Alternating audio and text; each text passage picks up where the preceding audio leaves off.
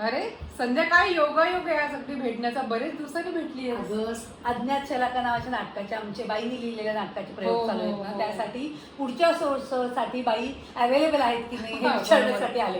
आणि आणखीन काय माहिती का, सध्या जो काय निकाल लागलाय त्याच्यामुळे माझ्या डोक्यात इतका जो काय गोंधळ चाललाय तो बाईंच्या समोर बोलून मोकळा व्हावं. हाच प्रश्न घेऊन आम्ही आज बाईंकडे आलो. भयंकर म्हणजे आम्हाला कळतच नाहीये बाई. मी सांगू का, तुमच्यासाठीच मी पण गोंधळले. म्हणजे इतके युट्यूब टीव्हीवरचे चॅनल्स बघून सुद्धा ना मनात एक प्रश्न कायम राहतो की ही सगळी जण ना एक गोष्ट विसरतात असं मला वाटतं बरं का. कोणती म्हणजे मी काय खरं कोणी पॉलिटिशियन नाही, काही नाही. पण गेली काही वर्ष तुम्हाला सगळ्यांनाच माहिती आहे ना, अज्ञात शलाका आपल्या ह्याच्यावरच बेस असलेला आहे ना, फॉरगॉटन किंग्स आणि किंगडम्स, त्याच्यावर काम करता करता मला एकच जाणवलं की एक मोठी चूक मोदींनी केली. मोदींनी चूक मोदींची काही चूक नाही, मला वाटतं आपण मतदानाला चुकलोय. Modi is not a Modi is representing all of us. नक्की आपण सगळ्यांनी मिळून एक चूक केली, ती म्हणजे आपण याला निवडणुका समजलो.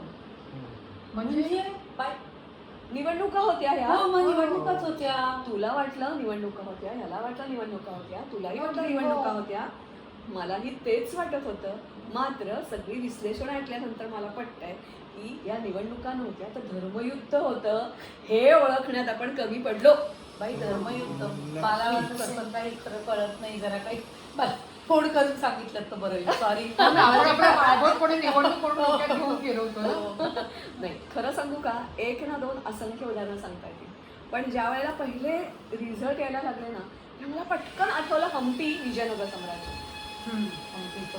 बघितलंय काय आहे सध्या हम्पी म्हणजे इट इज उद्ध्वस्त. पण त्याला असं म्हणतात की only deserted city in the world. Only deserted city in the world.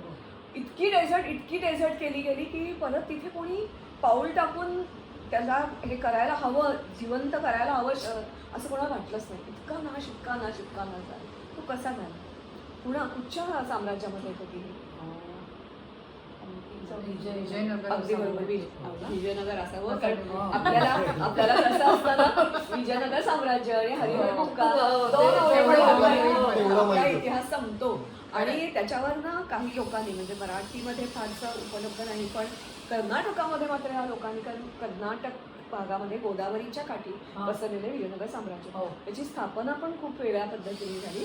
आणि नंतरच्या काळामध्ये आपली स्थापना म्हणजे कोणताही राजा आहे, कला संस्कृती धर्म जपतो, देवळं बांधतो, मोठमोठे प्रासाद बांधतो, पाणी पुरवठा योजना करतो, प्रजेच्या हिताच्या अनेक गोष्टी करतो. एवढंच नव्हे तर म्हणजे ज्या वेळेला जग हे अंधारात होतं त्या भारतात सुवर्णयुग होतं 100%. हे सगळ्यांना माहिती आहे. पण इतरांनी जी चूक केली ना, ती चूक ह्या विजयनगर राजांनी पण केली. खरं तर तेच ते मी आता म्हटलं तसं की तळीकोटचं जे लढाई होती ती धर्मयुद्ध आहे हे रामरायांनी लक्षातच घेतलं नाही. एवढंच नव्हे तर त्यांच्या आणखीन काही चुका पहिल्यापासून होत गेल्या. खरं पाहायला गेलं तर विजयनगरमध्ये मला सांगा साधारणपणे कितीच्या आसपास, म्हणजे शिवाजी महाराजांच्या अगोदर आहे की मग आहे 7व्या 8व्या शतकात. बरं, एवढंच मला फक्त सांग की शिवाजी महाराज नंतर की विजयनगर नंतर? शिवाजी महाराज. अगदी बरोबर. शिवाजी म्हणजे विजयनगर भारतामध्ये कधीच असं झालं नाही की टोटली इस्लाम आपल्यावर पसरला. एकापाठोपाठ एक. म्हणजे जेव्हा उत्तरेमध्ये खूप मोठ्या प्रमाणावर सगळं माळकाट धर्म सगळं चाललं होतं तर दक्षिण शांत होती. कारण दक्षिण क्रॉस करून तो जो विंध्य पर्वत आहे तो क्रॉस करून, नर्मदा क्रॉस करून कोणी येत नव्हतं. नंतर मात्र खिलजी, तुगलक ही जी सगळी घराणी होती ना, आणि मग देवगिरी माहितीये ना तुम्हाला, मला वाटतं संध्या आता देवगिरीचा किल्ला अनेक किल्ल्यांना ती भेटी देते. तर ह्या देवगिरीच्या यादवांचा जेव्हा पराभव झाला आणि ज्या पद्धतीने केलं गेलं सगळं, म्हणजे त्याच्या जावयाला मारलं, त्याच्या सुनेला पळवून नेलं गेलं, तिचा त्या खिलजीच्या मुलाचे लग्न लावलं, अनेक गोष्टी. हा सगळं झाल्यानंतर ह्या सगळ्या बातम्या दक्षिणेत येत होत्या. पण त्याच्यावर दक्षिणेमध्ये भरभराटही होती. मात्र जरी भरभराट होती तरी सुद्धा नंतर जेव्हा मुघल खालती उतरले त्यावेळेला असं नाही झालं की उत्तरेसारखं जसं सुरुवातीला काही राजांनी, म्हणजे उदाहरणार्थ अनेक तुम्हाला काश्मीरचा आपल्याला त्या पुस्तकात आपण ज्याला पूर्वी नैका देवी, तुला माहीतच आहे, आपण त्याचं उदाहरण घेतो.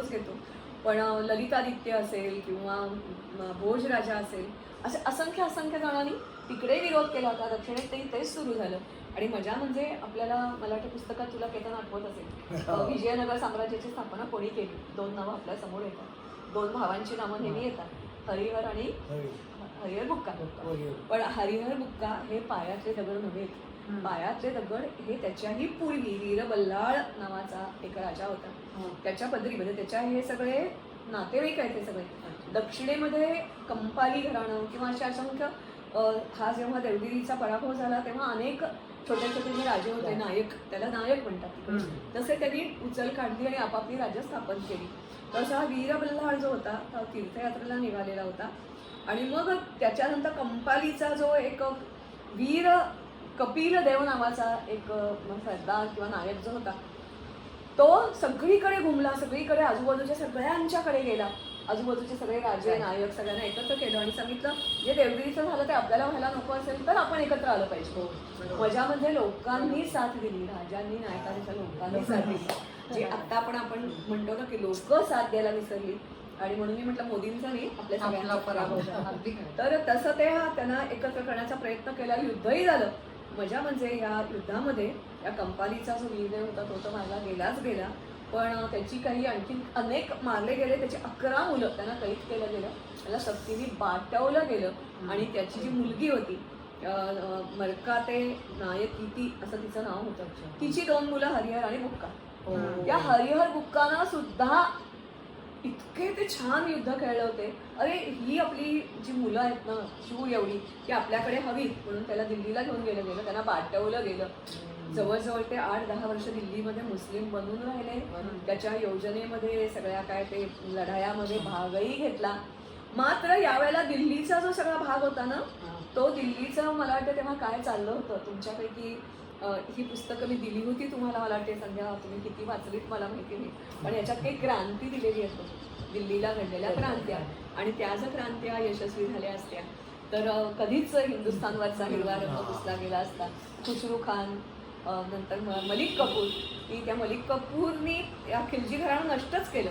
मलिक कपूर पण असाच गुजरातचा असतो, त्यालाही पाठवलं गेलं होतं आणि त्याला विशिष्ट विचित्र पद्धतीने वापरलं गेलं होतं. त्याचा बदला त्याने खिलजी घराणं संपवून घेता दिल्लीवर सत्ता स्थापन केली, पण ती थोडे दिवस टिकली. तसंच खुसरू खान आणि देवलदेवी ही गुजरातची राजकारणी. आणि खुसरू खान हा पण पहिल्यांदा गुजरातचा ब्राह्मण, आणि तुला आठवत असेल आपण कितीतरी वेळा ह्याच्यावर बोललो. हा सगळा जो पिरियड आहे ना, हा हरिहर बुक्का बघत होते. आणि त्यामुळे ते परत येताना त्यांना पाठवलं कशासाठी गेलं, दक्षिणेतला उठाव आहे तो शमवण्यासाठी यांना पाठवलं गेलं.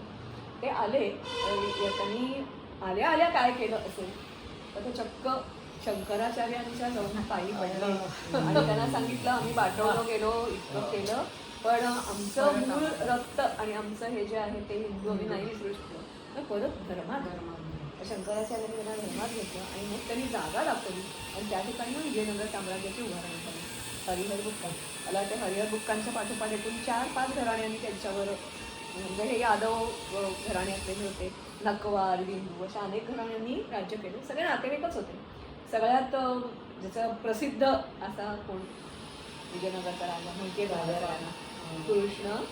कृष्णदेवराय. त्याचा फोटो कुठल्या सगळ्यांच्या पाठ्यपुस्तकात का बरं, हा कृष्णदेवराय आणि बाबर समकालीन आहे.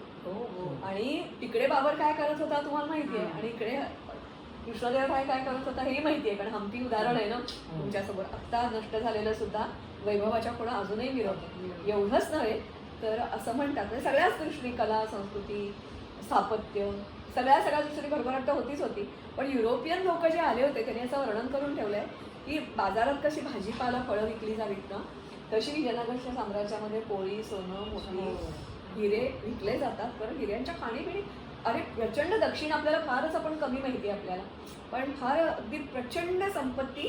आणि त्यांचा जो व्यापार होता ना, हस्तिदंत, चंदन, रेशीम आणि मसाल्याचे पदार्थ, प्रचंड संपत्तीचा त्यांच्याकडे. आणि तिथले राजे आपल्याला आत्ता काय राज्य करेल इतकं पाणी पुरवठा योजना, शेती वाढवणं असं सगळं करत तिथे चाललं होतं. तर यावेळेला आणखीन एक त्यांनी केलं होतं शंकराचार्य विद्याचरण त्यांनी आणि स्वामी विद्याचरण त्यांनी सगळीकडे म्हणजे आपल्याकडे आपण समर्थ स्वामी कसं म्हणतो की त्यांनी हनुमानाची स्थापना केली आणि सगळ्यांना सांगितलं की जागे व्हा आणि उपासना करा. कसली उपासना करा? रामाची आणि हनुमानाची, कारण ते प्रतीक आहेत शक्ती. तसं हे करत होते. युद्ध जिकडे तिकडे लहान मोठे कॅम्प सुरू झालेले होते, युद्धाचं प्रशिक्षण दिलं जात होतं. बायका मुली सुद्धा त्यात मागे नव्हत्या. आणि मग हे साम्राज्य उभं राहिलं. पण त्यांनी काय चूक केली तर आपलं साम्राज्य का उभं राहिलं हेच मुळात आधी हे विजयनगर साम्राज्यवादी विसरली. का बरं? तर मला वाटते मी सगळ्याच गोष्टी ह्याच्यातल्या मोठं जे प्रकरण आहे या पुस्तकामध्ये भाग 2 मधलं ते असं सगळं हे करण्याचे मी काही मुद्दे काढले, कारण विसरायला होतात. म्हणून पहिली जर त्यांनी चूक केली असेल तर मी तुम्हाला म्हटलं तसं की आपलं साम्राज्य हे त्यांच्याशी, त्या शक्तीशी, परकीय शक्ती जी कशासाठी दक्षिणेत आलेली आहे तर धर्म परिवर्तन आणि संस्कृतीचा ऱ्हास, आपली संस्कृतीचा नाश करणं याच्यासाठी आलेले आहेत. म्हणजे आजही आपण बघतोय दुर्दैवाने परिस्थिती बदललेली आहे. मीम्स बदललेत आणि आणखीन त्यांच्या हातामध्ये मला वाटते काश्मीर फाईल्स काय, केरळा फाईल्स काय तुम्हाला सांगतायत किंवा याच्या पलीकडे भरपूर. आपण तिकडे नको जाऊया कारण तू राजकारणी नाही, मी राजकारणी नाही, तुम्ही कोणीच नाही. पण आणखीन काय झालं बघा, तर त्यांनी मदुराईचा किल्ला आणि मदुराईचा वेढा, आता ह्याच्यामध्ये आपल्याला खूप बोलता येणार नाही पण एकच लक्षात ठेवायचं, या मदुराईच्या किल्ल्यामध्ये, मदुराईचा किल्ला आधीच घेतलेला होता कारण त्याच्या भोवती शाह्या होत्या. तुम्हाला शाळेच्या ह्याच्यात आठवत असेल, आदिलशाही, शाही, विजयनगरचं हे जे सगळं होतं ते विजापूर, बहामनी राज्य वगैरे हे जे सगळं होतं ते आदिलशाह, गोवळकोंडा, तर ह्या सगळ्या शाह्या तिथे होत्या. तर मुस्लिमांनी तो भाग आधीच मदुराईचा ताब्यात घेतला होता आणि ते तिथे वेढा घालून जेव्हा बसले ना त्यावेळेला ते असे डेस्परेट झाले मुघल. त्यांनी विनंती केली की आम्हाला तुम्ही पॅसेज, सेफ पॅसेज द्या, आम्ही जातो, सगळा संपत्ती खजिना इकडे सोडून जातो. आणि थोडासा म्हणजे तेव्हा कोण होता तर हा नव्हता, म्हणजे हरिहर बुक्का नव्हते तेव्हा, तर त्याच्याही अगोदर कंपालीचा वीर बल्लाळ हे सगळे होते. तर त्यांनी थोडासा वेढा असा मोकळा केल्याबरोबर हे सगळे मुघल बाहेर पडले. तेच कोणी काटकाठी छाटाछाटी करत आणि हिंदूंना मारत. ही पहिली चूक. तरीही ते जागे झाले नाही. दुसरी चूक झाली तर त्यांनी तुर्कांना सेवेत ठेवलं. आणि आणखीन एक चूक झाली ते म्हणजे जबाबदारीच्या जागा सुद्धा दिल्या. जबाबदारीच्या जागा मला वाटतं आजकाल अशी एक थेरी मांडली जाते की खूप मोठ्या प्रमाणात विशिष्ट जमातीची मुलं की ज्याला कॉम्पिटिटिव्ह एक्झाम्सला अपिअर होत आहेत तेव्हा लोकांना वाटतं की लोकांनाही जास्ती उगाचच काहीतरी बडबडतात. पण कारण त्याचं असतं की इतिहास माहिती नसतो ना, म्हणून ह्या सगळ्या गोष्टी होतात आणि आपण सगळ्या गोष्टी लाईटली घेतो. तरुण पिढी तर म्हणते चला तुमचं सोडून द्या इतिहास. तेच म्हणजे माझा पण मुलगा म्हणतो की इतिहासाची सारखी कशाला उदाहरणं पाहिजे आपण आत्ताच्या आत्ताच्या इतिहासात कम्पेअर जर आपण केलं नाही किंवा उदाहरणं लक्षातच घेतला नाही आपल्याला काय झालं. तिसरी चूक काय झाली बघा, तर आदिलशाह म्हणजे मी म्हणतो तसं ह्या ज्या सगळ्या शाळा होत्या, विजयनगर सगळ्यांना पुरून उरलं होतं, सारख्या लढाया होत होत्या आणि विजयनगर साम्राज्य जिंकत होतं. काही वेळेला तर विजयनगर साम्राज्याला ते बरोबर कळलं होतं की कसं कोणाला खेळवायचं एकमेकाच्या विरुद्ध. आणि मग त्यांना खेळवत ते आपलं राज्य स्थिर करत होते, संपन्न करत होते. मात्र आदिलशहाच्या पदरी गिलानी बंधू, मला वाटते भारताच्या स्वातंत्र्य युद्धाचा जेव्हा आपण अभ्यास करतो ना तेव्हा पण हे स्वातंत्र्य गिलानी बंधू येतात. सेम आणणं, सेम गिलानी बंधू. ते शरण आले म्हणण्यापेक्षा त्यांचा पराभव झाला आणि अटक केली गेली आणि हे तरी सांगितलं विजयनगर साम्राज्याला की आमचा असा अपमान केला गेला, आमचा अमुक झालं कमी झाला, मला पदरी ठेवा, आम्ही तुमच्याशी विश्वासाने राहू, तुमच्या सेवेत राहू वगैरे वगैरे वगैरे. आणि ते गिलानी बंधू विजयनगर साम्राज्यात सामील झाले. म्हणजे अतिसहिष्णू म्हणण्यापेक्षा सावरकरांचं एक वाक्य आहे ना, ते काय म्हणतात, सद्गुण हाच मोठा आपल्या हिंदूंचा काय म्हणूया विकृती त्याला नाव देतात. ते सद्गुण विकृती असं नाव देतात, तशी ही सद्गुण विकृती. आणि त्यांनीच विश्वासघात केला. कसा केला तर शेवटचं युद्ध ज्याच्यामध्ये आपण पहिल्यांदा म्हटलं होतं की विजयनगर साम्राज्य जे मोठ्याच्या मोठं सगळ्यात श्रीमंत शहर त्यावेळेचं आणि त्याला काय म्हणूया की वैभव तुलना होणारच नाही. आणि युरोपियन लोकांनी असं लिहून ठेवलंय की बाबराच्या पुढे तुलनेत ज्याला म्हणतात ना कसपटा समान का तो असा होता. एवढा हा समृद्ध आणि सामर्थ्यवान हा राजा होता. पण ते सगळं एका क्षणात एका लढाईमध्ये नष्ट झालं ही होती लढाई, तलिकोटची लढाई. मला वाटते आपण थोडंसं कर्नाटकच्या बाजूला गेलो ना तर ह्याच्यावर अनेक नाटकं, हे तलिकोटच्या युद्धावर केवळ बरीच पुस्तकं आहेत आणि बरंच काही काही उपलब्ध आहे. एक विश्वासराव नावाचे एक दिवस आहे, त्यांनी पण खूप छान मराठी अनुवाद करून त्याच्यावर पुस्तक लिहिलेलं आहे.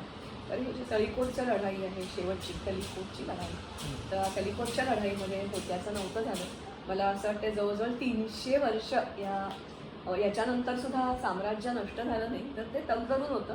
पण मग ते विभागलं गेलं आणि शेवटचा राजा होता तो तर आपल्याच कोणीतरी पदरी असलेल्या नायकाच्या घरी आश्रयाला गेला आणि त्याला मुलगा नव्हता, पण त्याची मुलगी होती ती अध्यात्माकडे वळली आणि श्रीपाद वल्लभ यांच्याशी तुम्ही लग्न करून तिने शेवटचा राजा 1681 मध्ये त्याचा मृत्यू झाला.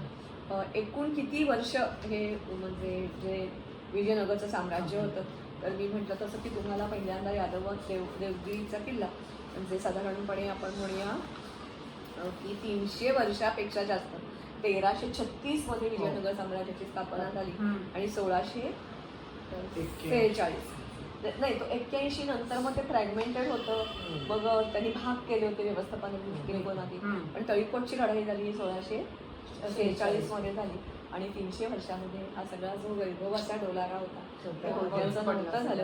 त्याचं वर्णन मी पुस्तकात केलंय, पण आता मला ते वाचताना मला असं अंगावर काढला येतो. रक्ताचे पाठ व्हायले. किती दिवस तर काही महिने 3 महिने ते जे विजयनगर मोठं जवळजवळ कित्येक मैलावर पसरलेलं असं हे शहर होतं. पहिल्यांदा सोनं नाणं, मग देवळं वाडे पाडले गेले.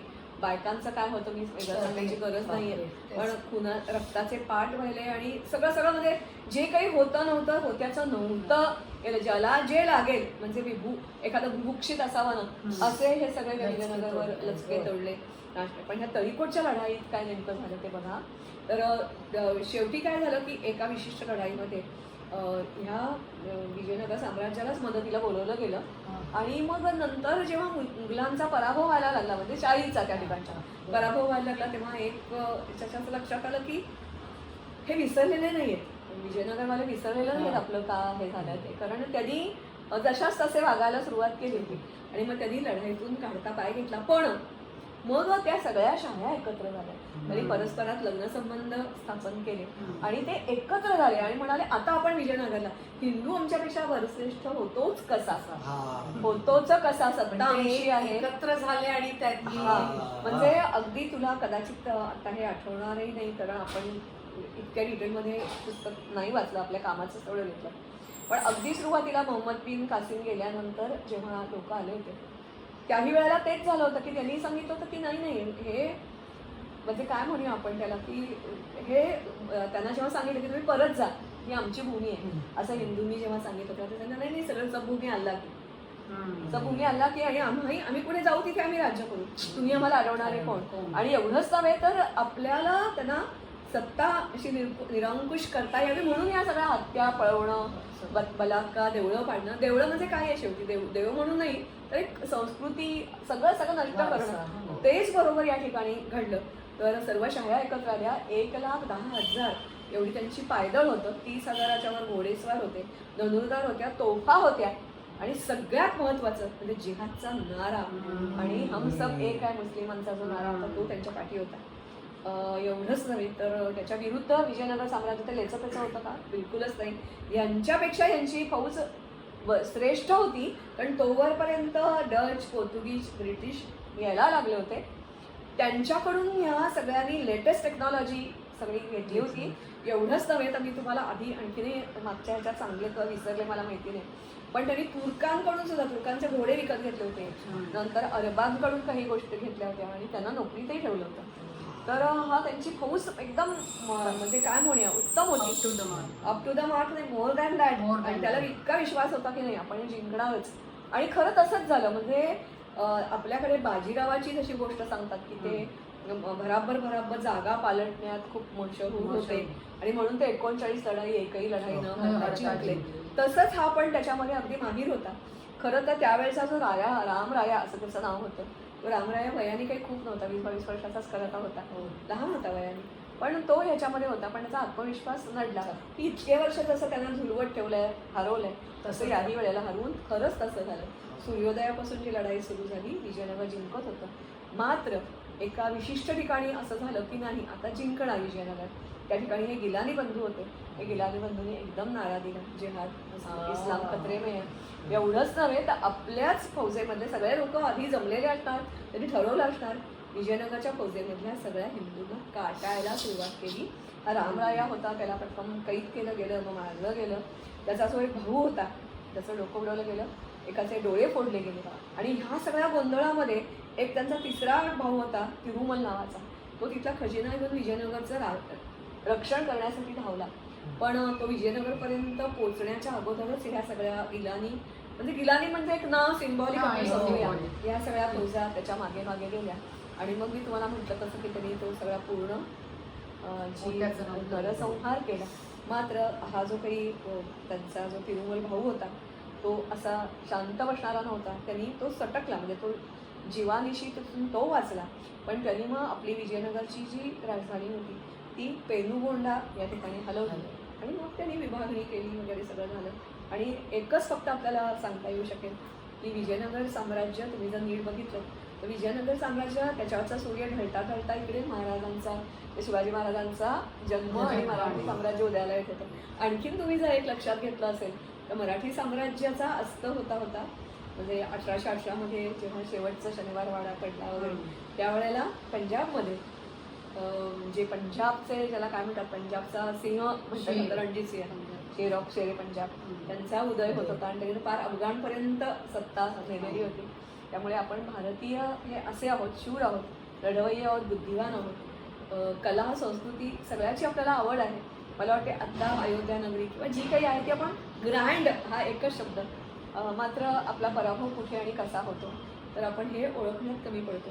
म्हणजे मला असं वाटतं की मी तुम्हाला मगाशीच म्हटल्याप्रमाणे आपल्यापैकी चौघांपैकी कोणीच राजकारणी नाही, पण मुंबईतले निकाल जरी बघितले ना, आणि ज्या तऱ्हेने म्हणजे यूट्यूबर्स तर त्याच्यावर खूप काय काय काय काय सांगतायत, अमक्याला तंगडी आणि हे आणि काय काय ते कोण कोणाच्या मतावर जिंकून आलं. आणखीन so you can say that it is win for them. हा खरं तर डिफीट आहे त्यांचा, पण त्यांना कधी कळेल का कळलं.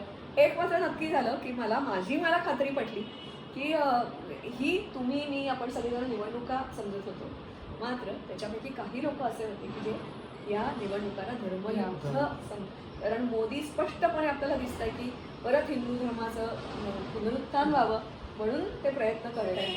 कोणी त्यांना किती नावं ठेवून दे, काय होऊन देत, काही वाटेल त्या शिव्या गाडी घालून दे, शांत राहतात. मला वाटते अपेक्षेपेक्षा कमी यश मिळाल्यानंतर सुद्धा त्यांनी ज्या तऱ्हेने भाषण दिलं ना सुजाता, हो नक्कीच मला आणि तुम्ही जे म्हणताय नक्की नक्की, आणि तुम्ही जे म्हणताय की इतिहास कशाला मागे जावा, पण ऍक्च्युली बघायला गेलं तर आता ही इतिहासाची पुनरावृत्ती खरंच झाली.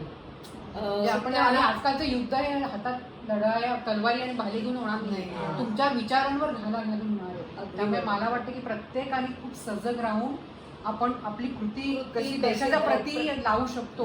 प्रत्येकाने आपल्या आपल्या ह्याच्यात राहून देशासाठी मला काय करता येईल, सजग मुख्य जागा होईनच होईन पण इतरांना जागा करेन. येस, ही यायला हा परफेक्ट होता. याच्या पुढे आणखीनही अशा आपण काही उदाहरण जरूर येऊया. चालेल खूप बरं वाटलं. थंडा कुलकुल पण इंडिया ना आमच्या मनातल्या सगळ्या ज्या हे होत्या त्या थोडी दूर झाली. बरं हा, कारण आपण ज्यांचा उल्लेख केला असं इंग्लिश आणि कर्नाटकामध्ये बरंच वाङ्मय आहे. त्यांनी पण या गिलानी बंधू आणि do you know about them असं विचारलेलं आहे. हे विजयनगरचं साम्राज्य, त्याचा हा फोटो आहे. मला वाटते दक्षिणेमध्ये हे पसरलेलं मोठं गोदावरी काठी, तुंगभद्रा गोदावरी हे युद्ध, आपण ज्याचा उल्लेख केला मगाशी, द बॅटल ऑफ तलिकोट, तालाकोट काही म्हणा तुम्ही, ते हे बॅटल ऑफ तलिकोट. त्याच्यावरही वेगळी पुस्तकं लिहिली गेलेली आहेत संशोधन करून. हे हरिहर बुक्का, ज्यांना आपण नेहमी विजयनगर साम्राज्याचे संस्थापक असं म्हणतो, तर आज तुम्हाला कळलं की ते कसे माटवले गेले, परत आले वगैरे वगैरे. अनेक घराण्यांनी, अनेक राज्यांनी राज्य केलं. सगळ्यात कर्तृत्ववान हा जो राजा होता हा कृष्णदेवराय. अर्थात ह्या सगळ्याला कोणत्याही गोष्टीला धार्मिक अधिष्ठान लागतं. राजकारण आणि धर्मकारण वेगळं करताच येत नाही. आणि जसं चाणक्यांचा आपण उल्लेख करतो तसं हे दक्षिणेमध्ये शंकराचार्य त्यांनी नुसतं देवाचं नाव घेतलं नव्हे तर भारतभर प्रवास केला. त्यांना शंकराचं वरदान होतं, शंकरांचा अवतार होता असं मानतात. मला वाटते काश्मीरची शारदा पीठ जे आहे त्याही ठिकाणी ते गेले होते. तिथेही बऱ्याच गोष्टी आपल्याला सांगता येतील. पण त्यांना देवी सरस्वती प्रसन्न होती, लक्ष्मी प्रसन्न होती आणि प्रचंड ज्ञान म्हणजे कित्येक वर्षांचं पिढ्यांचं ज्ञान घेऊन ते जन्माला आलेले होते. त्या पांडुरंग शास्त्री आठवल्याने खूप छान वर्णन केलं आहे की एखादी व्यक्ती जन्माला येणं म्हणजे कित्येक पिढ्यांचं पुण्य, तसं हे पुण्य यांच्या पाठी होतं. त्यांनी नुसतं देवाचं नाव घेतलं आणि तर भारतभर प्रवास केला, दक्षिणेपासून उत्तरेपर्यंत, आग्नेयेपासून नैऋत्यपर्यंत, आणि लोकांना जागं करण्याचं काम केलं. मला वाटते त्यांची परंपरा 300 वर्ष अबाधित राहिली आणि म्हणून कासिमचा काळ आहे 715, घोरियाला 1100, 300 वर्ष भारतात शांतता होती. पण राजाबरोबर धर्म नांदत होता.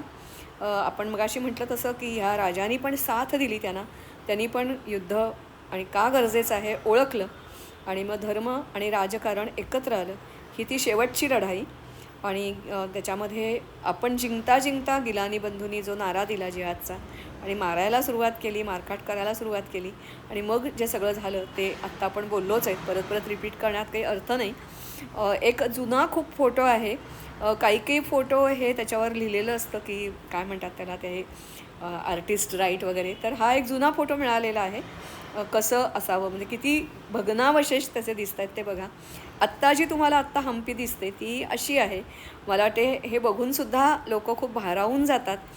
तिथली पाणी पुरवठा योजना असेल, जे सगळं असेल ते मला वाटते ज्याला जगामध्ये दुसरं पॅरलल नाही अशा प्रकारचं स्थापत्य तुम्हाला तिथे बघायला मिळतं. आणि वैभवाच्या उरल्या खुणा त्या असं किती वर्षानंतर आपण बघितलं की जवळजवळ आत्ता 24 म्हणजे किती वर्ष गेली, 800 वर्षानंतरसुद्धा त्या अजून सुरक्षित आहेत. म्हणजे त्यावेळेला तर काय वैभव आणि कसं दिसत असेल मला वाटते आपल्याला कल्पनासुद्धा करता येणार नाही, कारण आपण खरंच सामान्य माणसं असतो. तर असंही विजयनगरचं साम्राज्य. शेवटी परत एकदा आपण विजयनगर साम्राज्याचा एक छोटासा फोटो बघूया. ज्यांनी कोणी हा सगळा त्याग केला त्यांना सलाम नमस्कार करूया आणि थांबूया. वा.